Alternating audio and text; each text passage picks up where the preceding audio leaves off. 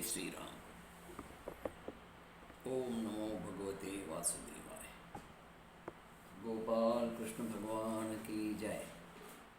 भागवत श्रोते हो, आज आपला भागवत कथेचा चौथा दिवस आणि चौथ्या दिवसाचा पहिल्या दिवसाचा भाग आपण बघणार आहोत. आज आपण वामन अवतार, मत्स्य अवतार आणि अंबरीशाच्या कथेचं चिंतन करण्याचा प्रयत्न या पहिल्या दिवशी करूया. समुद्रमंथनानंतर झालेल्या युद्धामध्ये देव हरले, दैत्यांचा विजय झाला, बळी स्वर्गाचा राजा झाला, देवांचं राज्य गेलं, देव भूमिगत झाले. मग इंद्रादी सारे देव बृहस्पतीकडे आले. गुरु बृहस्पतीने सल्ला दिला, सध्या काही करू नका, सध्या देवांना काळ अनुकूल नाही, दैत्यांना काळ अनुकूल आहे, दैत्यांचं पुण्य वाढत आहे, त्यांच्या मागे ऋषीमुनींचे आशीर्वाद आहेत, त्यांच्यावर भगवत कृपा होत आहे. जेव्हा या बळीच्या हातून साधू संतांचा, सज्जनाचा अपमान होईल, भगवंताचा अपमान होईल, त्याची निंदा होईल, त्यावेळेसच त्याचं स्वर्गाचं राज्य जाईल, त्याचा पाय उतार होईल. त्यामुळे सध्या तरी दैत्यावर युद्ध करू नका, काम अँड क्वाईट, थोडं शांत राहा. देवाने सल्ला मानला. पण आदिती मातेला खूप दुःख झालं होतं. देवांचे हाल तिला पाहत नव्हते, कारण देवांचं राज्य गेलं होतं, देव निर्बल झाले होते, त्यांची सत्ता संपुष्टात आली होती आणि देव भूमिगत होऊन राहू लागले कड्या, कपारा, नदी, नाले, दऱ्या, खोऱ्यामध्ये. त्यामुळं आदिती खूप दुःखी होती, खिन्न होती. कश्यप ऋषीनं आदितीला दुःखी पाहिल्यानंतर विचारलं की का तुम्ही दुःखी आहात. त्यावेळेस तिने हेच सांगितलं की असुराने देवाची संपत्ती हरण केली, देव दरिद्र झाले, राज्य गेलं, देवांना स्वर्गात परत स्वर्गाचं राज्य मिळावं, संपत्ती मिळावं, ऐश्वर मिळावं, आणि म्हणून मी दुःखी आहे, दुसरं काही नाही. कश्यपाने तेच उत्तर दिलं जे बृहस्पतीने देवांना दिलं, ते की सध्याचा काळ दैत्यासाठी अनुकूल आहे, ते बलशाली आहे, देव त्यांच्याशी आज युद्ध करू शकत नाही आणि युद्ध करून उपयोग नाही. आता इथे शक्तीपेक्षा युक्तीच कामी येणार आहे. देवांना सुखी करण्यासाठी भगवंताला भूतलावर अवतारच घ्यावा लागेल. त्याकरता तुला मी एक व्रत सांगतो. ब्रह्मदेवाने एक व्रत सांगितलेले, पयोव्रत, ते तू कर. तुझ्या पोटी भगवंत वामन अवतारात जन्म घेतील आणि देवांना सुखी करतील. आणि मग हे पयोव्रत त्या ठिकाणी कश्यप ऋषीने आदितीला सांगितलं. फाल्गुन शुद्ध प्रतिपदेपासून द्वादशीपर्यंत 12 दिवस हे व्रत करायचं. रोज स्नान करून विष्णूची पूजा करायची, विष्णूला दुधाचा अभिषेक घालायचा, विष्णूचं स्मरण करायचं, चिंतन करायचं, रोज ओम नमो भगवते वासुदेवा या मंत्राचा जप करायचा.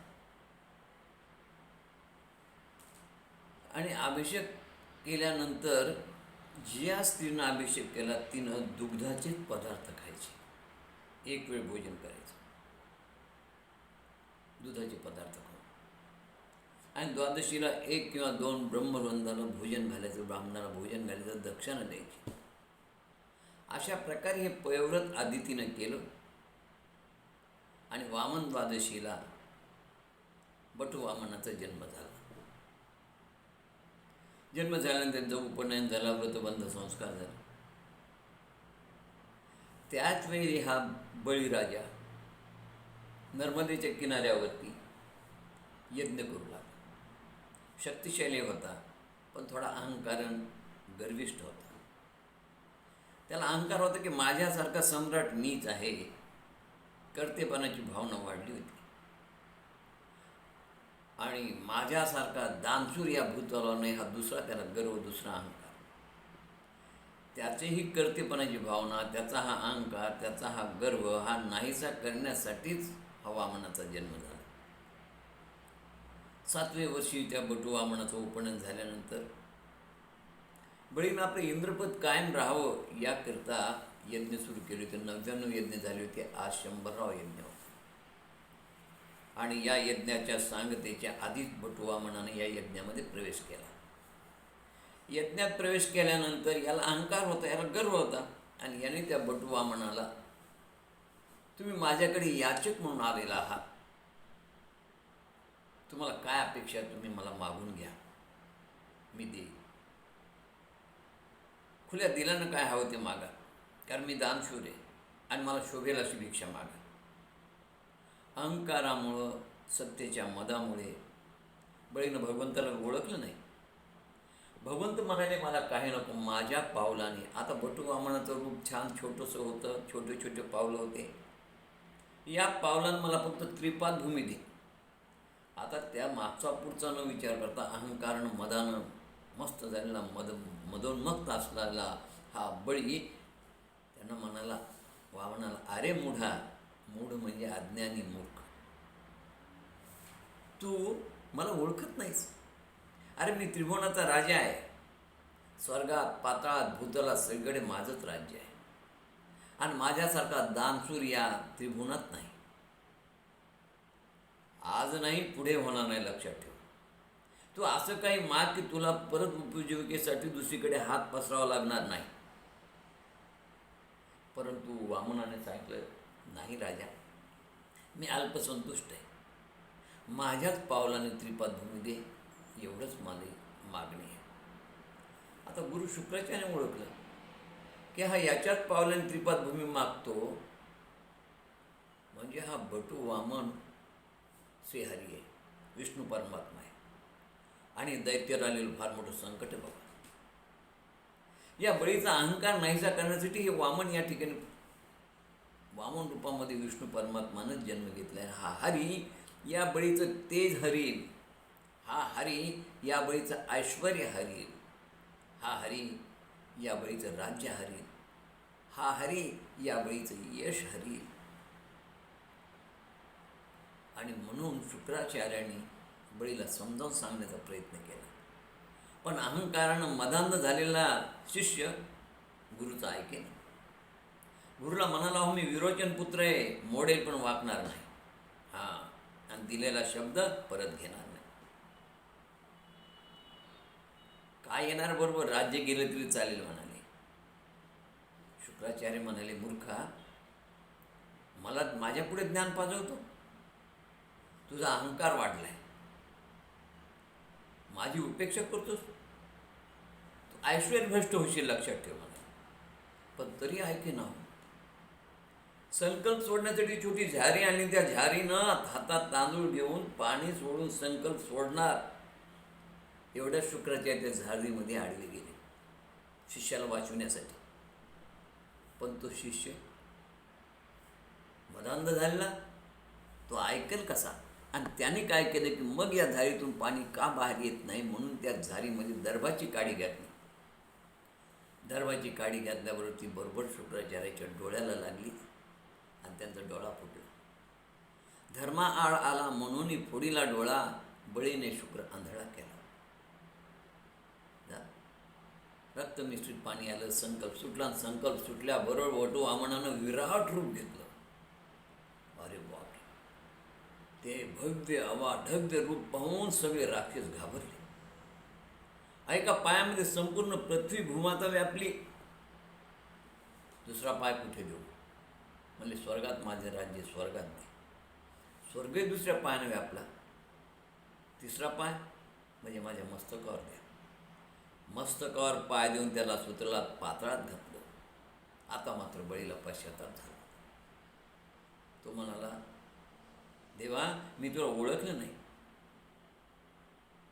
मी मदानं अहंकारानं तुला मूर्ख म्हणालो, मूढ म्हणालो. अरे तू त्रैलोक्याचा चालक, पालक, मालक आहेस, ब्रह्मांडाचा नायक आहेस. देवा, मला क्षमा कर. मला माझ्या कुबुद्धीचं फळ मिळालं. मी ऐश्वर्यभ्रष्ट झालो, माझं राज्य गेलं. मी आता पाताळात राहील. आणि पाताळात राहील तर माझी इच्छा आहे की तुझा सत्संग मला घडावा. नलगे मुखी धनसंपदा, संत संग देई सदा. तुझा सत्संग मला दे, म्हणजे माझ्यामधला अहंकार नाहीसा होईल. देवा, हीच माझी इच्छा आहे. आता हा प्रसंग चालू होता त्यावेळेस त्याची मुलगी तिथं होती, तिचं नाव रत्नमाला. या रत्नमालेनं बटू वामनाला प्रवेश करताच तिच्या मनामध्ये वात्सल्य भाव निर्माण झाला.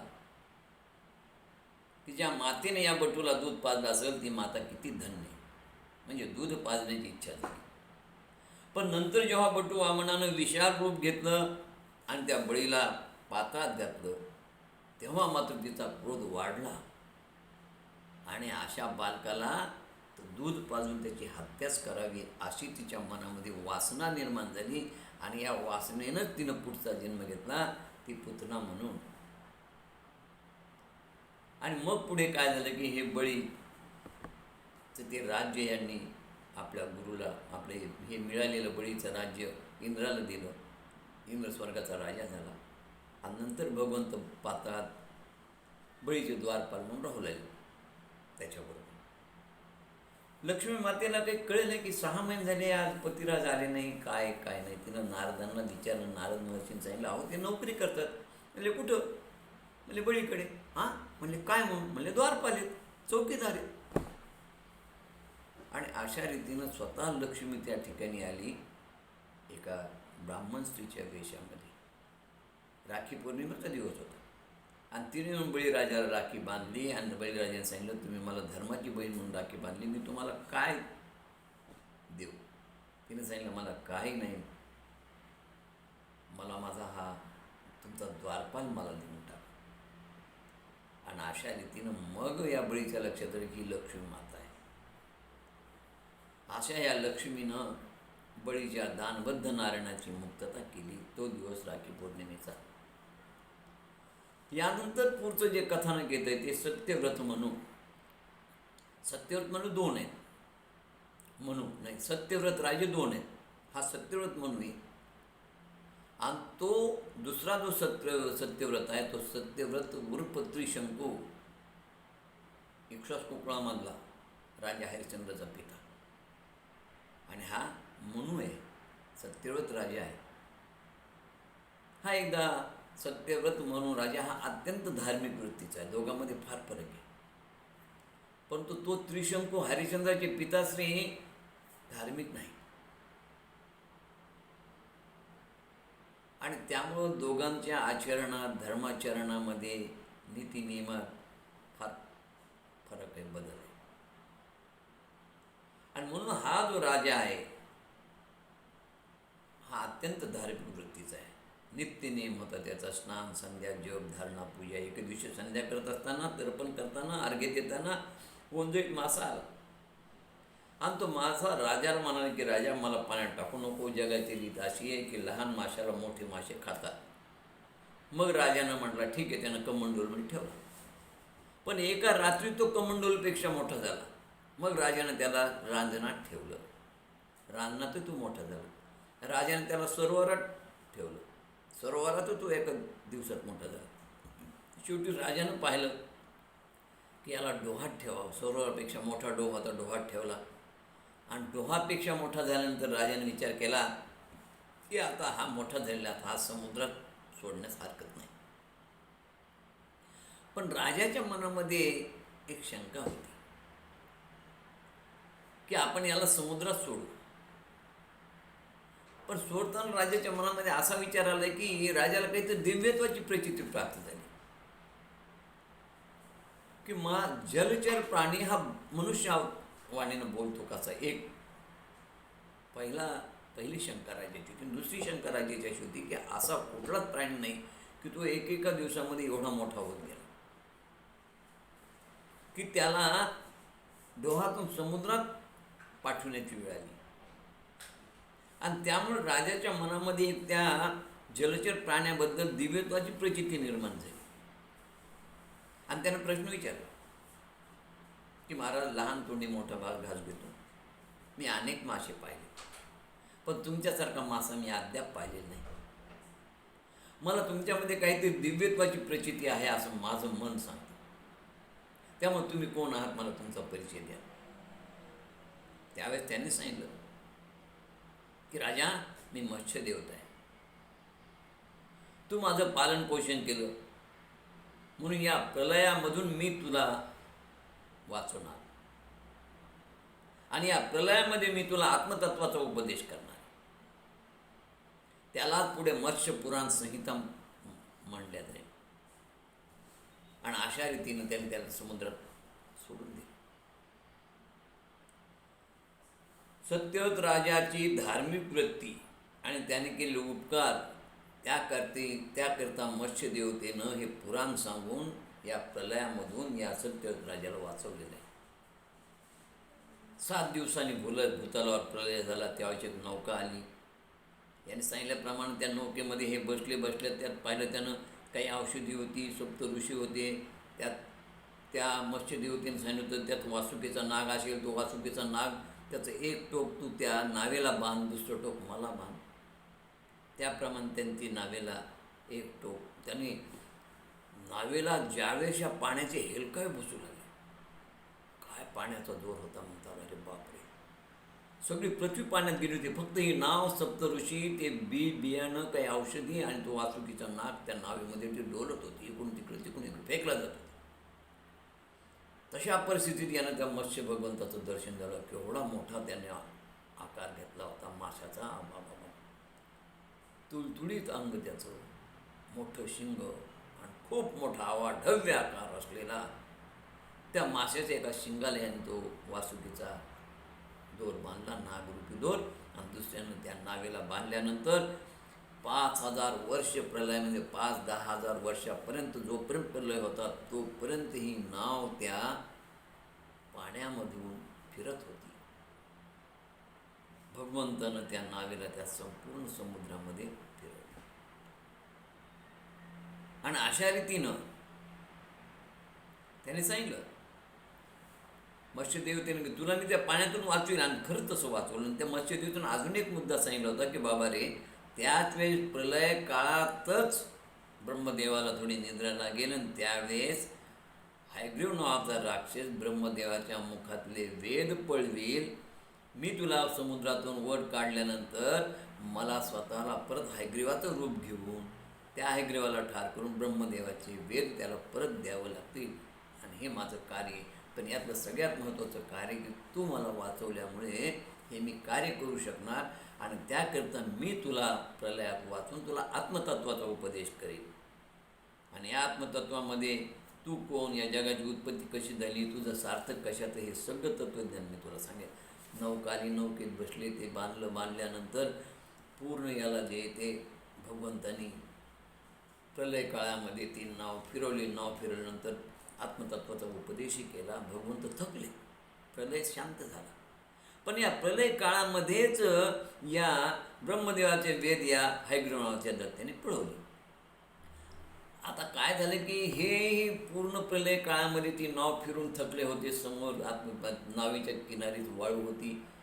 झोपेनं सुधरेना, काही न सुधरल्यामुळे कसली गादी, कसल्या तक्क्या, कशाची उशी, कशाचं काय आहे, त्या वाळूवरच त्या ठिकाणी बसलेले. बसल्यानंतर मांडी घातली, मांडी घालून बसले. आता तुम्ही मत्स्य भगवंताचं चित्र जर पाहिलं असेल तर तुम्हाला कसं चित्र दाखवलेलं असतं की वरती चतुर्भुज रूपात विष्णू परमात्मा आहे. शंख, चक्र, गदा हाती, पद्म हाती आहे. आणि त्याच्या मांडीपासून खाली पूर्ण माशाचा आकार आहे. अशा प्रकारचे माशाचा आकार असणारे विष्णू भगवंत त्या ठिकाणी चारी भुजा असून ध्यानस्थ बसली. झोप लागली. आणि त्यांनी काय केलं, मागचा आपला धनुष्य काढला आणि तिथंच खाली रोवला आणि मानेला आधार दिला. कारण झोपता झोपता मानेला झटके बसू लागले. आधार दिला आणि ते झोपले. आता झोपल्यानंतर त्याच वेळी ब्रह्मदेवाच्या मुखातले वेद गेल्यानंतर ब्रह्मदेव सांगे देवादिदेव बृहस्पतीकडे. बृहस्पती म्हणले, आपण म्हणले विष्णू परमात्माकडे जाऊन ते यातून काहीतरी मार्ग काढतील. आले विष्णू परमात्माकडे सांगाले की देवा, हायग्रीव नावाच्या दैत्यानं वेद पळवले. पाहतात तर विष्णू परमात्मा गाढ झोपेत. आता झोप कशी मोडायची. आणि झोप मोडू नये म्हणून काय केले, ब्रह्मदेवानं 84 लाख योनीमधली एक योनी निर्माण केली. तिचं नाव वाळवी. ती वाळवी काढली. वाळवी म्हणजे एक प्रकारचा कीड, पांढरी शुभ्र बारीक बारीक किडे असतात. ते काय करतात, ते लाकडाला खातात, पुस्तकं खातात, त्याचं पीठ करतात. ती वाळवी काढून त्या टोकावर टाकली धनुष्याच्या, की त्या वाळवीने ते धनुष्याचं टोक खावं, धनुष्याच्या टोकाचं पीठ व्हावं, धनुष्य बाजूला पडावा आणि विष्णू परमात्माने निद्रेतून जागृत व्हावं, जागं व्हावं. पण तो झालं उलट. त्या वाळवीनं ते धनुष्याचं टोक खाता खाता खाता खाता ते टोक खाल्लं की खटकन ती दोरी सुटली, तुटली आणि त्या दोरीनं जे धनुष्य बाण पूर्ण गोलाकार होता तो एकदम सुटला आणि एकदम कुठं विष्णूच्या मानेत घुसला आणि शिर धडायला झाला. ब्रह्मदेवाला खूप वाईट वाटायला लागलं. त्याने बृहस्पतीचा धावा केला, विनंती केली, देवा हे काय घडलं. गुरु बृहस्पतीने सांगितलं तर याच्यावर एकच उपाय म्हणाले, आपण आदिमायादी शक्तीला शरण जाऊ आणि तिच्या कृपेनं आपल्याला यातून काहीतरी मार्ग निघेल. आणि त्याप्रमाणे मग बृहस्पतीच्या सांगण्याप्रमाणे या ब्रह्मदेवाने सगळ्या देवादिदेवाने आदिमायादी शक्तीचं स्तवन केलं. आदिमायादी शक्ती तिथं प्रकट झाली आणि आदिमायादी शक्तीने तिथं प्रकट होऊन तिनं सांगितलं, काळजी करू नका मी ब्रह्मदेव, तुमच्यामुळे हे झालं नाही म्हणले. या भूतलावरची कोणती गोष्ट असो, साधं झाडाचं पान माझ्या इच्छेशिवाय हलत नाही. त्याच्यामागं मीच आहे म्हणाले, माझीच शक्ती, माझंच कार्य. सांगते काय झालं तर. काय झालं की या हैग्रीव नावाच्या राक्षसानं तपश्चर्या केली जगदंबेची. जगदंबा प्रसन्न झाली आणि मग या हैग्रीव नावाच्या राक्षसानं जगदंबेला सांगितलं की माते मला अमर कर. जगदंबा म्हणली मी तुला अमर करू शकत नाही. मग म्हणले ठीक आहे, मला जर तू अमर करणार नसशील तर माझी एक अट आहे. म्हणजे काय, माझ्यासारख्या हैग्रीवकडनंच मला मृत्यू यावा. जगदंबा म्हणली तथास्तु. आता या हैग्रीवाला वाटलं की माझ्यासारखा हैग्रीव नसलं पैदाच होणार नाही, उत्पन्नच होणार नाही. मी जर हैग्रीवाला उत्पन्न नाही केलं तर हैग्रीव कुठून उत्पन्न होणार आणि म्हणून मी अमर होईल. असं समजून तो मातेला, देवांना, संतांना, साधूंना त्रास देऊ लागला. धर्माचं जे ते नष्ट करण्याचा प्रयत्न करू लागला आणि सगळ्या ऋषींना, मुनींना, सज्जनांना त्याच्यापासून त्रास होऊ लागला. मग हे सगळे देवादिदेव जगदंबेकडे गेले. जगदंबेने सांगितलं काही काळजी करू नका, मी विष्णूला आदेश देणार आहे आणि विष्णू हैग्रीव रूप घेऊन याला ठार करते. आणि म्हणून हा सगळा प्रकार घडला. मग म्हणाले त्वेष्टाच्या तबेल्यातलं जा, तिथून त्याचं घोड्याचं शिर कापून आणा, कारण हैग्रीव म्हणजे घोड्याचं शिर असणारा राक्षस. आणि मग त्या त्वेष्टाच्या तबेल्यात जाऊन तिथं त्या घोड्याचं शिर आणलं, ते विष्णू परमात्म्याच्या शिरावर बसवलं आणि विष्णू परमात्मानं हैग्रीव रूपात त्या हैग्रीव राक्षसाचा वध केला आणि ते ब्रह्मदेवाला वेद आणून दिले. अशा प्रकारचे मत्स्य पुराणामध्ये हैग्रीव रूप भगवंतानं धारण केलं, अशी ही कथा आहे. आता यानंतरची जी कथा आहे ती अंबरीश राजाची. म्हणजे मत्स्य पुराणामध्येच ही सगळी कथा आहे. वामन पुराणामध्ये वामनाचा अहंकार, आपल्या याचा बळीचा अहंकार नाहीसा करण्यासाठी भगवंतानं वामन अवतार कसा घेतला याचं वर्णन आहे. तर मत्स्य भगवंतामुळे मध्ये सत्यव्रत राजा मनू धार्मिक होता, सदाचारी होता, नीती नियमानं धर्मानं वागणार होता. त्याला आत्मतत्वाचा उपदेश करण्यासाठी ही भगवंतानं केलेली सगळी लीला आहे. आता तिसरी लीला आहे ती म्हणजे अंबरीश राजाचं चरित्र. ही कथा खूप महत्त्वाची त्या दृष्टीने की अंबरीशाचं चरित्र हे भागवताच्या 9व्या स्कंदात 7व्या अध्यायात येतं. आता हा 9वा स्कंद सुरू झाला आहे. या 9व्या स्कंदातच वामन अवतार, या 9व्या स्कंदातच मत्स्य अवतार, या 9व्या स्कंदातच अंबरीश चरित्र, या 9व्या स्कंदातच परशुराम चरित्र, या 9व्या स्कंदात रामाचं जन्म रामचरित्र आणि नंतर 10वा स्कंद कृष्ण परमात्म्याच्या जन्मकथेनं सुरू होतो. म्हणून आपण सध्या 9व्या स्कंदामध्ये अंबरीश राजाचं चरित्र पाहतो. या स्कंदामध्ये पुढे परशुरामाचं पण चरित्र आहे. या स्कंदामध्ये हरिश्चंद्राचं पण चरित्र आहे. या 9व्या स्कंदातच हे सगळे चरित्र अत्यंत उद्बोधक आणि फार महत्त्वाचे आहेत आपल्या जीवनाच्या दृष्टीनं. आणि म्हणून भागवतामध्ये आपण राजा हरिश्चंद्राचं चरित्र व्यवस्थित सांगतो, अंबरीशाचं चरित्र फार चांगल्या रीतीने सांगण्याचा प्रयत्न करतो, परशुरामाचं चरित्रही आपण लोकांच्या मनावर ठसे अशा प्रकारे सांगण्याचा प्रयत्न करतो. आणि म्हणून अंबरीषाचं चरित्र देखील असंच उद्बोधक आहे, फार सुंदर आहे. या कथेत काय काय काय या कथेतून आम्हाला समाज प्रबोधन होईल, हेतू काय या कथेचा?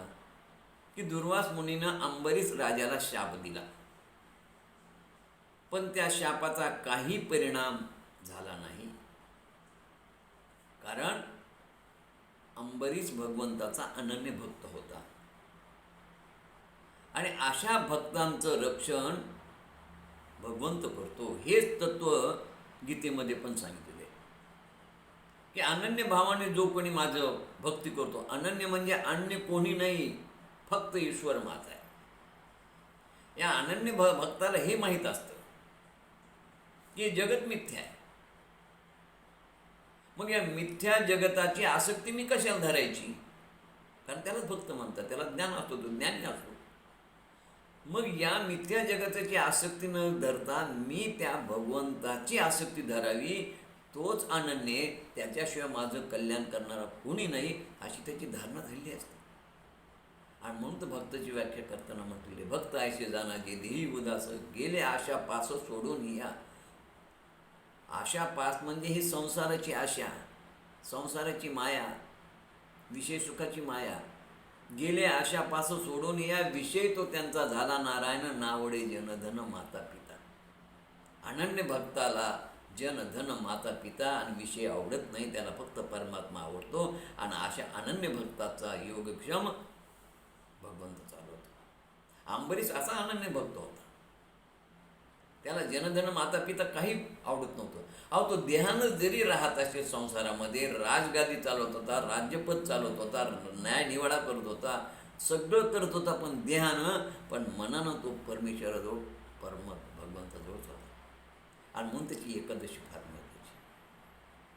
त्याची एकादशी म्हणजे आपल्यासारखी नव्हती. आपली एकादशी काय खायचं आणि काय खायचं नाही त्याच्यावर ठरते, तसं नाही. त्याच्या एकादशीचं तत्वच वेगळं होतं. उपवास, उप म्हणजे जवळ, वास म्हणजे वास्तव्य, निवास, भगवंताच्या सान्निध्यात राहणं. देहानं तुम्ही संसारात राहा, देहप्रपंचाचा दास सुखी करो काम, गोरोबा काकाने म्हटलेले.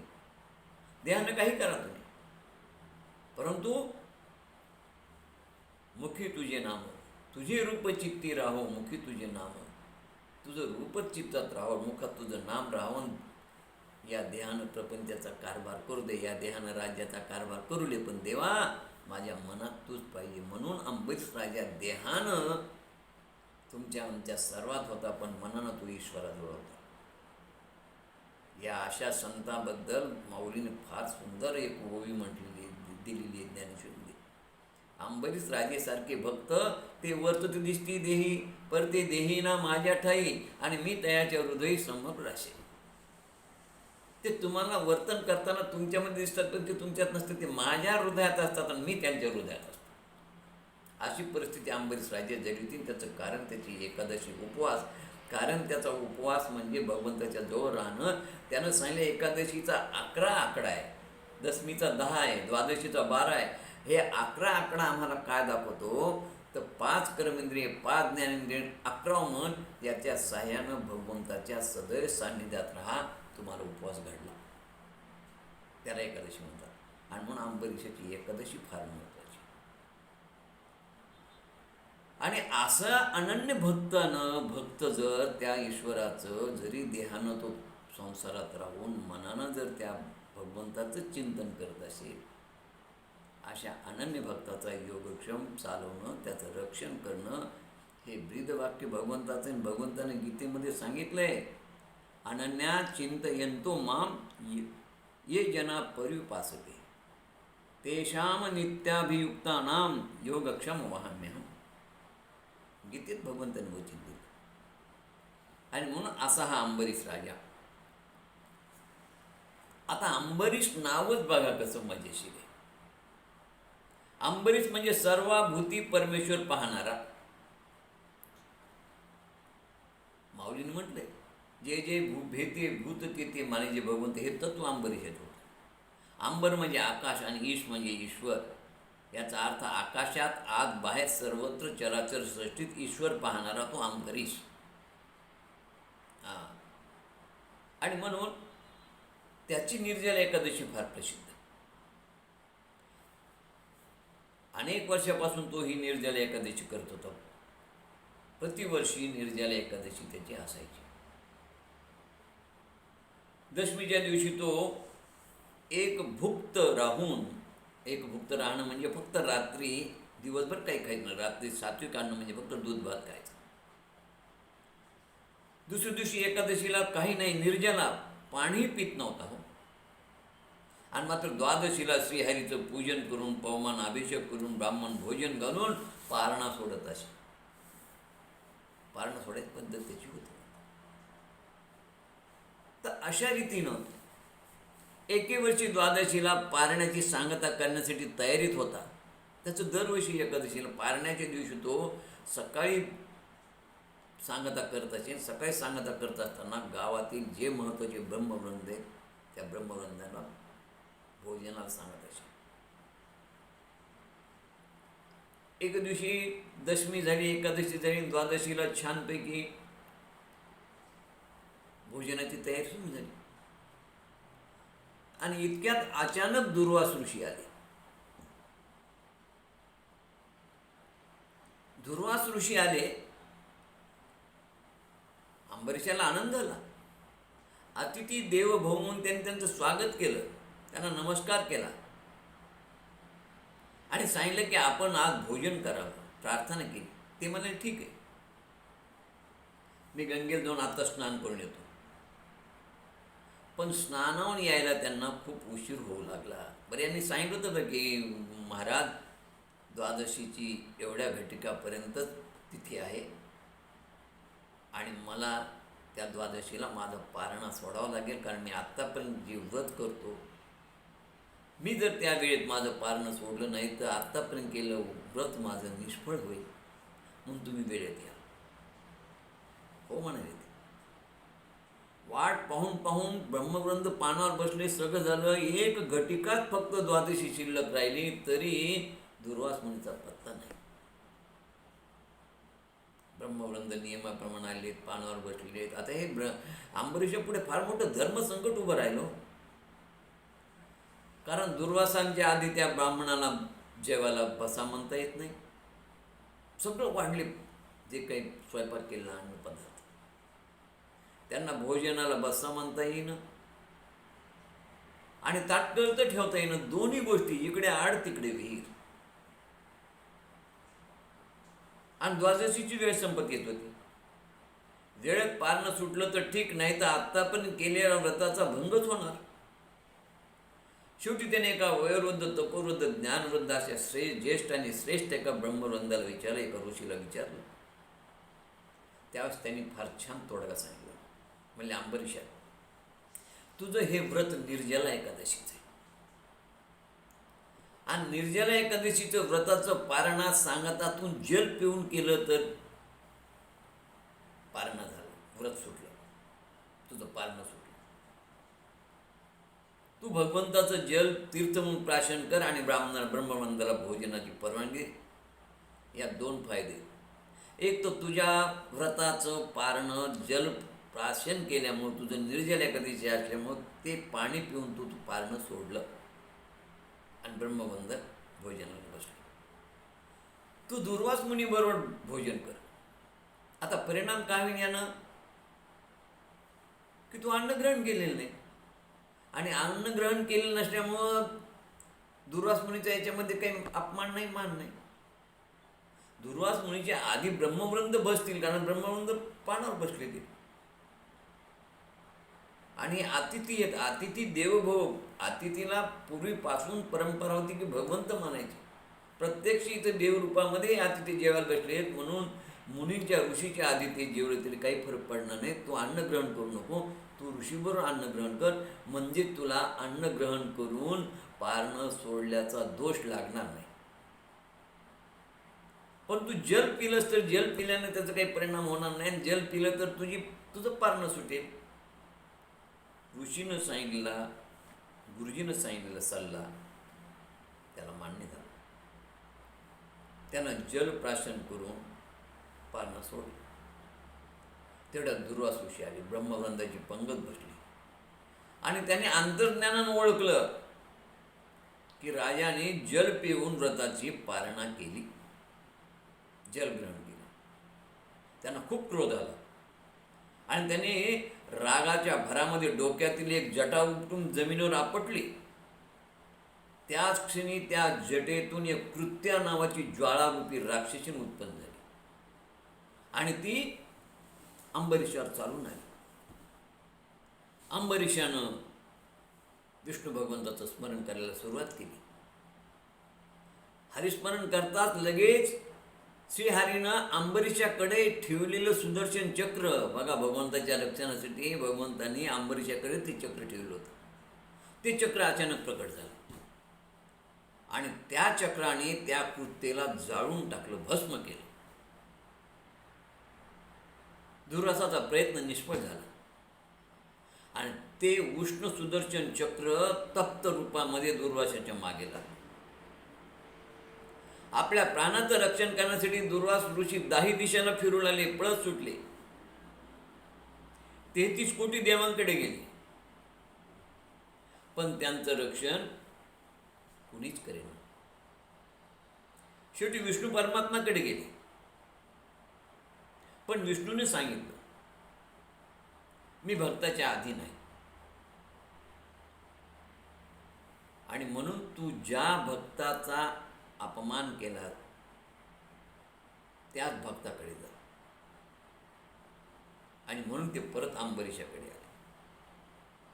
त्याने अंबरीशाची क्षमा मागितली आणि सुदर्शन चक्र शांत झाले. आता ही झाली कथा.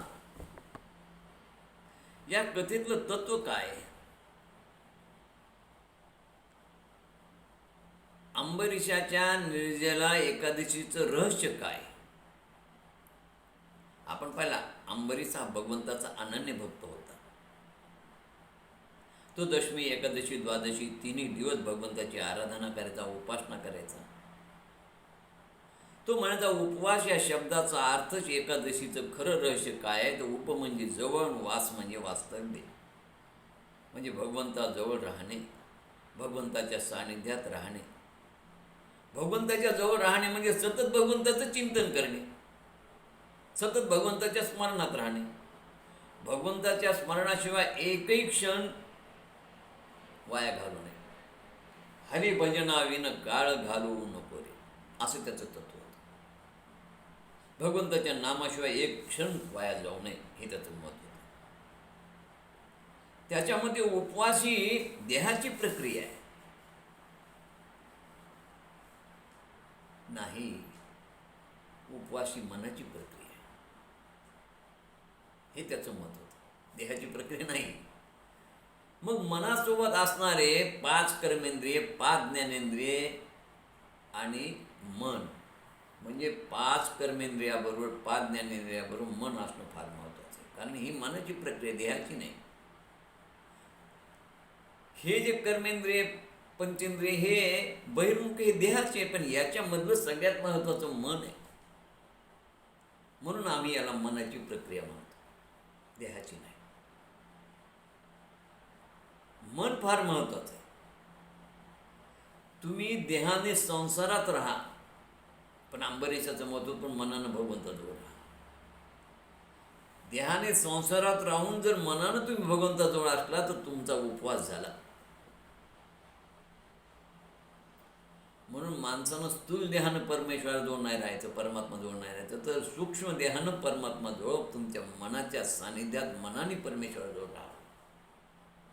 म्हणून त्यांचं नक्की बघा, एकादशी तिथी 11 संख्या दाखवते, दशमीची तिथी 10 संख्या दाखवते, तर द्वादशी ही 12ची संख्या दाखवते. आता 11 ही संख्या आम्हाला काय सांगते? 5 कर्मेंद्रिय, 5 ज्ञानेंद्रिय, 1 मन, अशा 11च्या सहाय्यानं भगवंताच्या सानिध्यात राहणं, चिंतनात राहणं म्हणजे उपवास, असं त्याचं मत. अंबरीशाचं मन नेहमी भगवंत चिंतनात असायचं. वाणी ही भगवंताचं गुणगान करण्यातच असायची.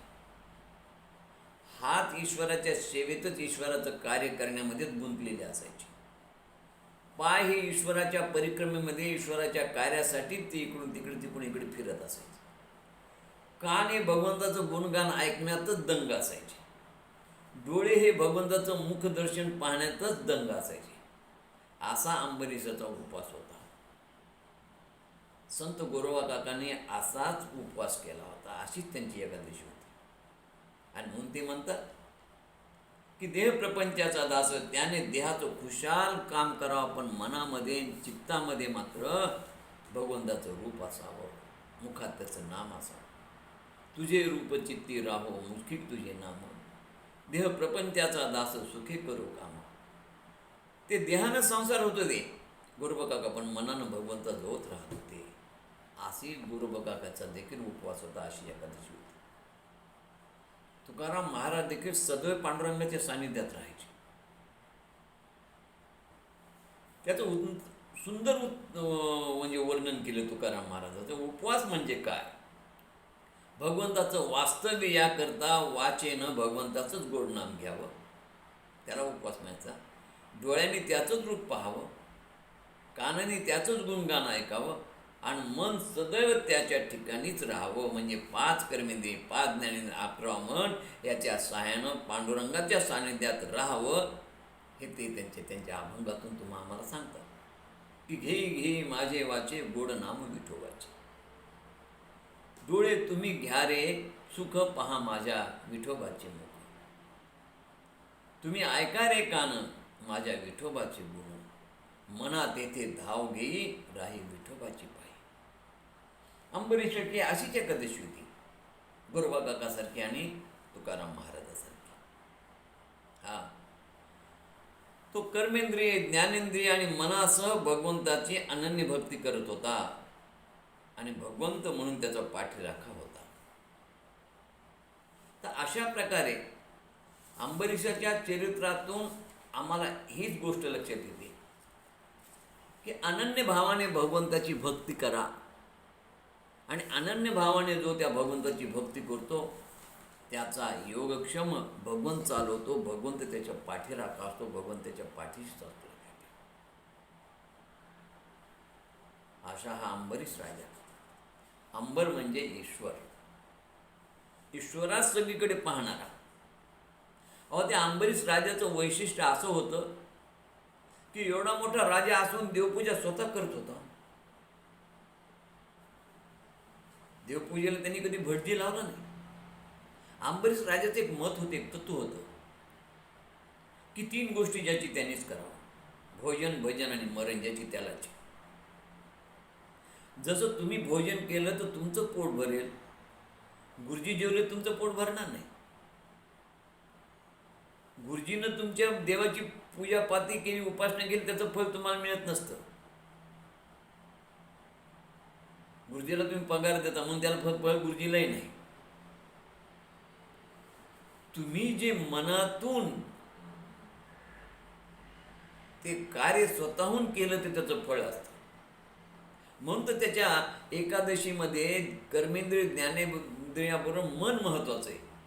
की कर्मेंद्रियाने तुम्ही देवाची पूजा करतात, कर्मेंद्रिय ज्ञानेंद्रिय जरी यात सहभागी असले, मन नसेल तर उपयोगाचं नाही. देवाच्या देवळात पायथ्याजवळ अनेक भिक्षा मागणारे असतात सतत. मग त्याला काय देवाच्या सानिध्यात आहेत म्हणायचं का? उपवास घडतो त्यांना? कुठं असते त्यांचं मन? त्यांचं मन असतं येणारा ग्राहक जो होतं साधक, काय मला देतो काय नाही. म्हणून देवाच्या पायथ्याशी तुम्ही किती जरी बसून असले देहाने, तरी तुम्ही तुमचं मन त्यात नाही म्हणजे तुम्हाला उपवास घडणार नाही. म्हणून पूजा करणारा ब्राह्मणाला तुम्ही जरी काय दिलं महिन्याला, त्यांनी पूजा केली, त्याच्या बदल्यात त्याला तुम्ही काय द्यायचं ते दिलं, पण तुमचं मन कुठे होतं तिथं. आणि म्हणून त्याचं मत होतं की भोजन ज्याची त्याला, भजन ज्याची त्याला, मरण ज्याची त्याला.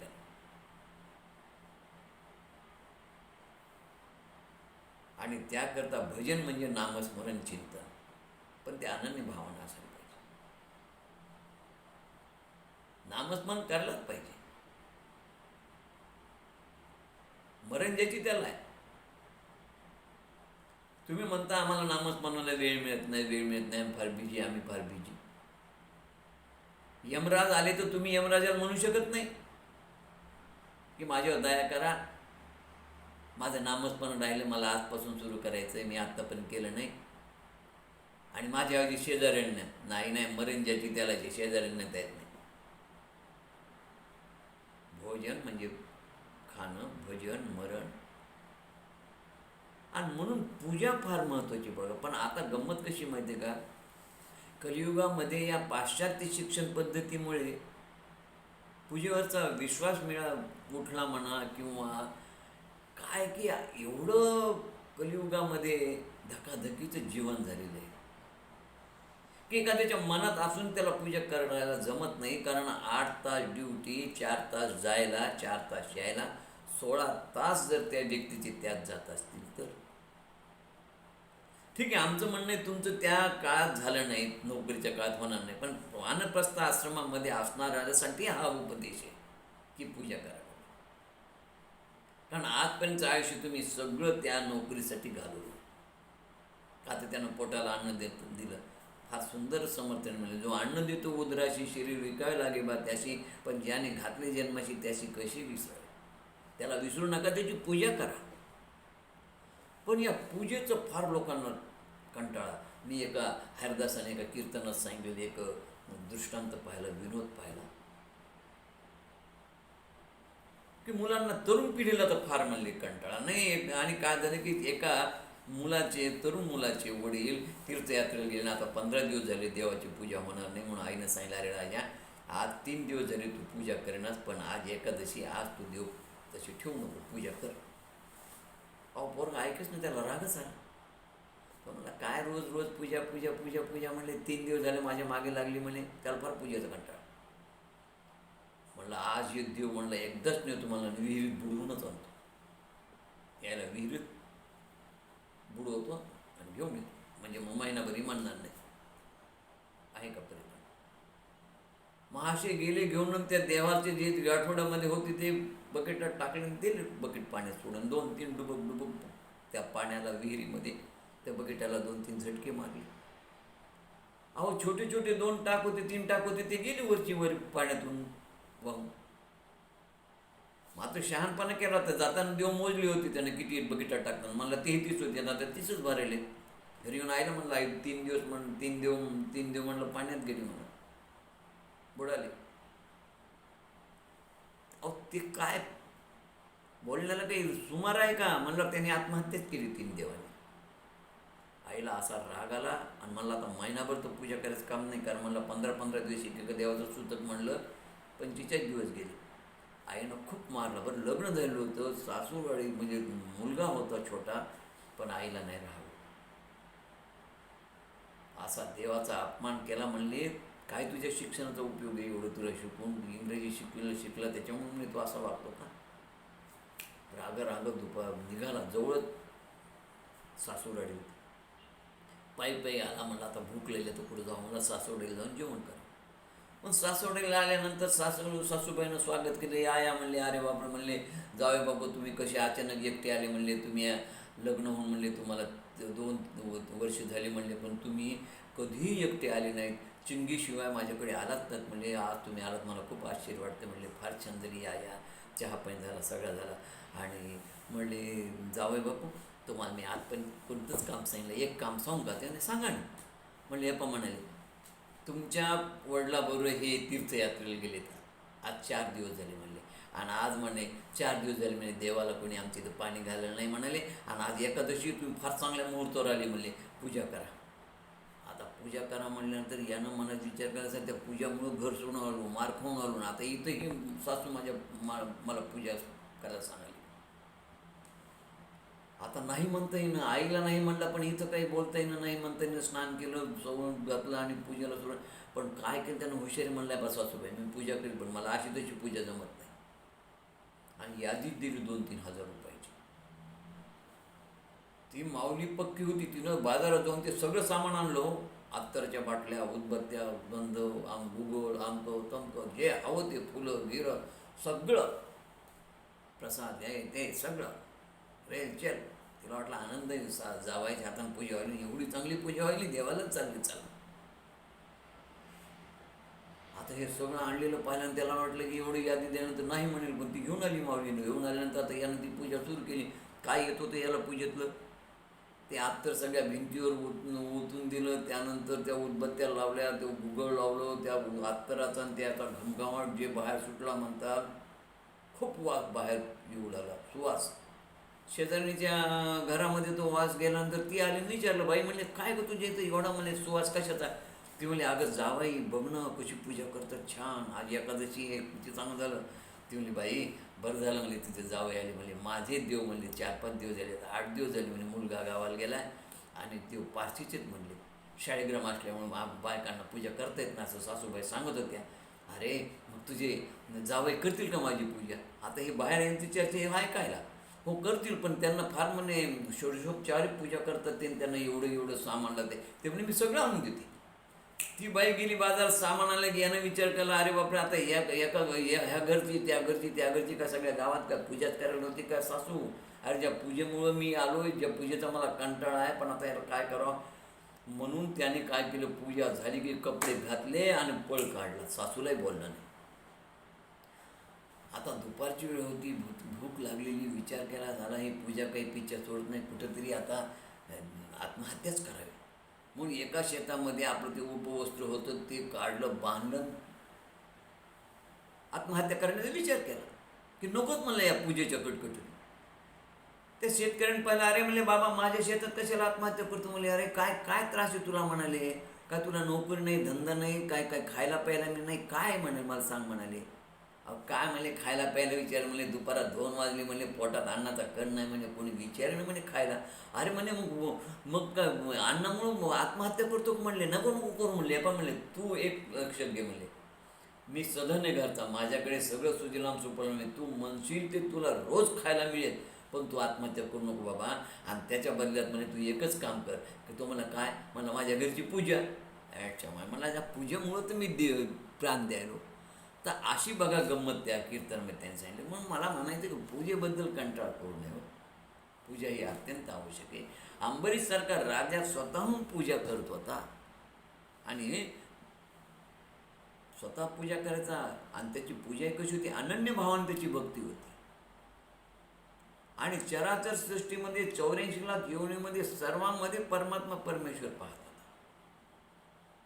आणि म्हणून त्याचं जे तत्व होतं की पूजा ज्याची त्याने करावं, भजन भोजन आणि मृत्यू ज्याची त्यालाच आहे. अंबरीश राजाचं मत होतं की मृत्यूचं आहे, पण मृत्यूचं ठिकाण काळ वेळ पण ठरलेला असतो. त्याच वेळेस तुमचा मृत्यू येणार, त्याच वेळेस तुमचं, हे त्याचं तत्व होतं. आणि म्हणून एक सुंदर त्यांनी सांगितलं की एकदा एक मीटिंग होती विष्णू परमात्माची. त्या मीटिंगला विष्णू परमात्मा आले होते गरुडावर बसून, आणि हंस आला गरुडाला भेटायला, जवळपास राहत होता. मला चला गरुड आले असतील, विष्णू यालेत मीटिंगला म्हणलं. हंसाची गरुडाची भेट झाली. तेवढ्यामध्ये यमराज आपल्या रेड्यावरून खाली उतरले. यमराजाची आणि हंसाची नजरानजर झाली. तर यमराजाला आश्चर्य वाटलं, मिश्किलपणाने यमराज त्या हंसाकडे पाहून हसले. आता हंसाला भीती वाटली. हंस गरुडाला म्हणला, अरे अरे म्हणला, आधीच तर म्हणला हा काळ म्हणला यमदूत, आणि ते माझ्याकडे पाहून हसले, मला भीतीच वाटेल म्हणलं. आणि अचानक यमराज त्याला पाहून हसल्याबरोबर हंसाचा बीपी वाढला, ताप आला, थरथर कापू लागला. गरुडाने त्याची हालत पाहिलं तो मला, अरे ते यमराजाला काय भीतो म्हणाले, तू काळजी करू नको, यांची मीटिंग 1 तास चालते, 1 तासात तर मी तुला 7 समुद्रापलीकडे नेऊन सोडतो म्हणले. इतकं तू त्याला घाबरलास म्हणले, थरथर थरथर कापायला लागलास म्हणले. नाही रे तुझा ताप वाढला, तुझा बीपी वाढला म्हणले. हे म्हणजे एवढं काय भीती त्याची तुला, चल म्हणले. चल म्हणले. मग रस्त्यानं जाताना बोलू आपण.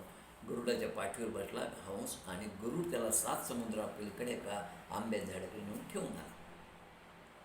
आता बरे का म्हणजे, आता थोडं बरं वाटतं. मग गरुड म्हणाला, आता मी चलतो म्हणला, कारण मीटिंग संपली असेल. रस्त्यानं आपल्या गप्पा झाल्या, सगळ्या झाल्या, ठीक आहे म्हणजे तू ते सुरक्षित राहा आणि सुखी राहा म्हणले, आता चिंता करू नको. तुम्ही नाही, आता माझी भीती कमी झाली. आल्यानंतर यांनी विचारलं यमराजाला की तुम्ही माझ्या त्या मित्राकडे पाहून असे का हसले म्हणले. ते म्हणले कुठे तो? अहो तो तुम्हाला घाबरल्या म्हणून मी त्याला 7 समुद्रापलीकडे नेऊन सोडलं. हां म्हणले तिथं आंब्या झाड आहे. म्हणलं आंब्या झाडाखाली सोडलं. म्हणले बरं केलं सोडलंच. म्हणले का? अरे म्हणले माझे यमदूत त्याला त्याच आंब्यात झाडाखाली आणायला गेले आणि तो मला इथं दिसला म्हणून मी त्याच्याकडे पाहून हसलो. याचा अर्थ असा आहे की ज्याचं मरण जिथं ठरलेलं आहे तिथं तो माणूस बरोबर त्या वेळेत पोहोचतो. म्हणून मग तुझं स्थान वेळ सगळं ठरलेलं आहे. असा अंबरीश राजा सर्वाभूती सर्वामध्ये परमात्मा परमेश्वर पाहत होता, सर्वात ईश्वर पाहत होता. आणि सर्वात ईश्वर असले पाहत असल्यामुळे जे जे भेटे भूत तेथे माने जे भगवंत हे त्याचं तत्त्व असल्यामुळे अंबरीश राजाचं एक वैशिष्ट्य होतं की कुणाही जीवाचा नघोडो मत्सर हेच वर्म सर्वेश्वर पूजनाचे. सगळीकडे जर तुम्हाला भगवंत पाहायचं असेल 84 लाख योनीमध्ये तर हे तत्व आहे की कोणाचाच तुम्ही मत्सर द्वेष करू नका. आणि अशा प्रकारचं तत्व त्या अंबरीश राजात होतं म्हणून तो नावच अंबरीश होतं. सर्वात ईश्वर पाहत होता आणि असा हा त्याचं मत होई चराचर सृष्टीमध्ये कणाकणामध्ये भगवंत भरलेला आहे. आणि एवढं ऐश्वर्य असणारा अंबरीश राजा पण स्वतः पूजा करायचा. अशा रीतीनं हे अंबरीश राजाचं आणि पूजा करण्याची पद्धत अशी होती की देहानं तो जरी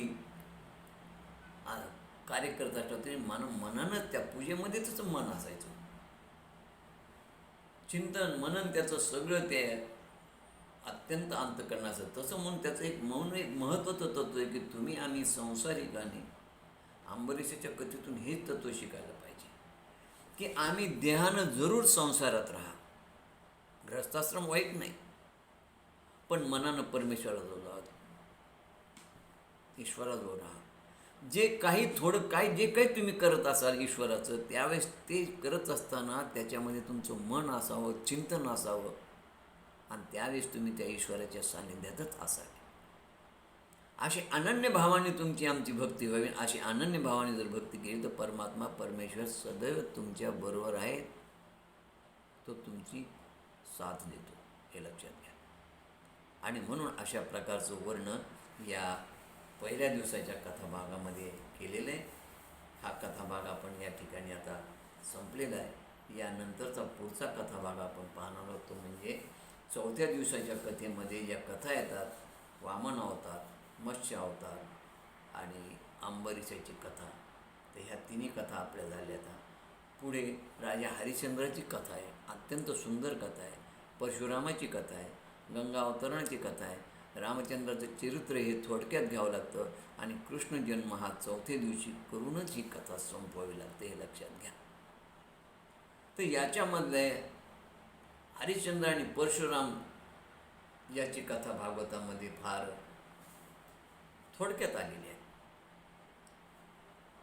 म्हणजे परंतु कसं असते माहिती आहे का की भागवतामध्ये जे काही तुम्हाला तत्त्वज्ञान दिलेले आहे त्या तत्त्वज्ञानाला त्या कथेचा धागा धरून तुम्हाला समाजाचं प्रबोधन करता आलं पाहिजे. आणि त्याच्याकरता म्हटलं की भागवतकार हा बहुश्रुत असावा, त्याचा अभ्यास खूप असावा, त्याचं वाचन दांडगा असावं, 16 पुराणाचा त्याचा अध्ययन असावं, अभ्यास असावा. आणि असा अभ्यास असल्यानंतर तुम्हाला या सगळ्या कथा अत्यंत उत्तम रीतीनं प्रबोधन रूपानं समाजापुढे मांडता येतात, सांगता येतात. म्हणून आपण उद्या हरिश्चंद्राचे चरित्र पाहू आणि त्यानंतर मग परशुरामाचे चरित्र, गंगा अवतरण, रामचरित्र, कृष्णाचा जन्म हे पाहू. आणि अशा रीतीनं 2 दिवसामध्ये आपल्याला हा सगळा अभ्यासक्रम पूर्ण करायचा आहे. आज हा चौथ्या दिवसाची, पहिल्या दिवसाची ही सेवा या ठिकाणी झालेली सेवा श्री कृष्ण परमात्माच्या चरणी समर्पित आणि सेवेला पूर्णविराम. कृष्ण कृष्ण कृष्ण कृष्ण कृष्ण कृष्ण कृष्ण कृष्ण कृष्ण कृष्ण कृष्ण कृष्ण कृष्ण कृष्ण कृष्ण. जय श्री कृष्ण. बोला पुंडलिक वरदा हरि विठ्ठल श्री ज्ञानदेव तुकाराम पंढरीनाथ भगवान की जय. माऊली ज्ञानेश्वर महाराज की जय. जगद्गुरु तुकाराम महाराज की जय. आपला 9वा स्कंद चालू आहे. उद्या आपण 9व्या स्कंदातला 7वा आणि 8वा अध्याय पाहू. 7व्या आणि 8व्या अध्यायामध्ये राजा हरिश्चंद्राचं चरित्र आहे. त्यानंतर आपण परशुरामाचं चरित्र पाहणार आहोत. परशुरामाचं चरित्र देखील या 9व्या स्कंदामध्ये आहे आणि ते चरित्र पाहणार आहोत. अशा रीतीनं हा 9वा स्कंद आपण पूर्ण करून 10व्या स्कंदाच्या उत्तरार्धामध्ये म्हणजे कृष्ण जन्मापर्यंत जाणार आहोत. तर 9व्या स्कंदामधल्या अध्याय 13 आणि 14 इथं आम्हाला परशुरामाचं चरित्र पाहायला मिळतं. अशा रीतीनं हा सगळा अभ्यासक्रम आपण पूर्ण करूया. झालेली सेवा श्री कृष्ण परमात्माच्या चरणी समर्पित करू. सेवेला पूर्णविराम. जय श्रीकृष्ण.